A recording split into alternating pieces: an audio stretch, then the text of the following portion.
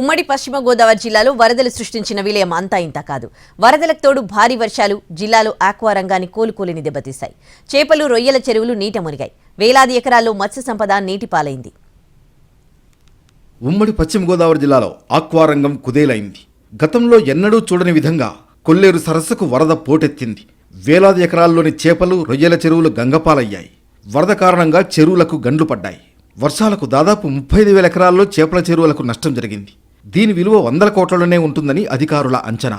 గత 2 ఏళ్లలో ప్రకృతి విపత్తుల కారణంగా తీవ్రంగా నష్టపోయారు ఆక్వా రైతులు.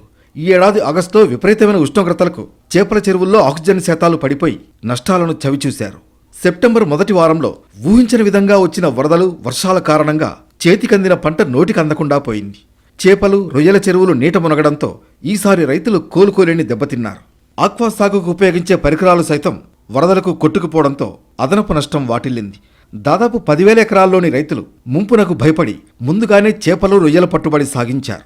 దీంతో పెట్టిన పెట్టుబడులు సైతం రాలేదంటున్నారు. ఉమ్మడి పశ్చిమ గోదావరి జిల్లా వ్యాప్తంగా దాదాపు 2.5 లక్షల ఎకరాల్లో ఆక్వా సాగవుతోంది. ప్రతి ఏటా 18,000 కోట్ల టర్నోవర్ జరుగుతోంది. దాదాపు 6 లక్షల మందికి ప్రత్యక్షంగా, పరోక్షంగా ఉపాధి లభిస్తోంది. అయితే ఊహించని నష్టాలతో రైతులు ఆక్వా సాగు వైపు వెళ్లాలంటేనే భయపడిపోతున్నారు. ఒకప్పుడు సిరులు పండించిన ఆక్వా రంగం ఇప్పుడు రైతుల కంట కన్నీరు పెట్టిస్తోంది. మొత్తానికి వరుస విపత్తులతో నష్టపోతున్న తమను ప్రభుత్వమే ఆదుకోవాలంటున్నారు ఆక్వా రైతులు.